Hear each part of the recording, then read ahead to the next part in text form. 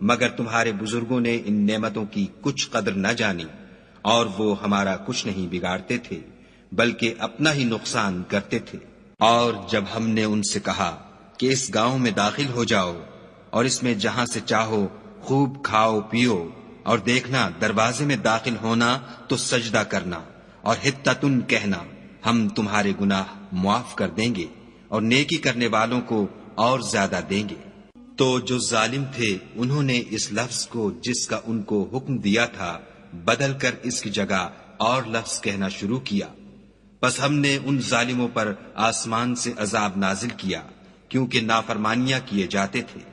اور جب موسیٰ نے اپنی قوم کے لیے خدا سے پانی مانگا تو ہم نے کہا کہ اپنی لاٹھی پتھر پر مارو۔ انہوں نے لاٹھی ماری تو پھر اس میں سے 12 چشمے پھوٹ نکلے، اور تمام لوگوں نے اپنا اپنا گھاٹ معلوم کر کے پانی پی لیا۔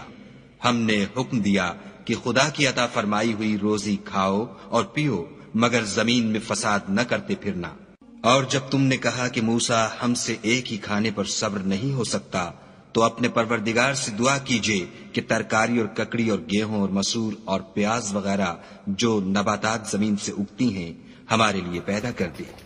انہوں نے کہا کہ بھلا عمدہ چیزیں چھوڑ کر ان کے بدلے ناقص چیزیں کیوں چاہتے ہو؟ اگر یہی چیزیں مطلوب ہیں تو کسی شہر میں جا اترو، وہاں جو مانگتے ہو مل جائے گا۔ اور آخر کار ذلت و رسوائی اور محتاجی و بے نوائی ان سے چمٹا دی گئی، اور وہ خدا کے غضب میں گرفتار ہو گئے، یہ اس لیے کہ وہ خدا کی آیتوں سے انکار کرتے تھے اور اس کے نبیوں کو ناحق قتل کر دیتے تھے،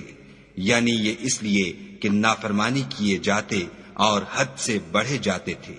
جو لوگ مسلمان ہیں یا یہودی یا عیسائی یا ستارہ پرست، یعنی کوئی شخص کسی قوم و مذہب کا ہو، جو خدا اور روز قیامت پر ایمان لائے گا اور عمل نیک کرے گا، تو ایسے لوگوں کو ان کے اعمال کا صلہ خدا کے ہاں ملے گا، اور قیامت کے دن ان کو نہ کسی طرح کا خوف ہوگا اور نہ وہ غمناک ہوں گے۔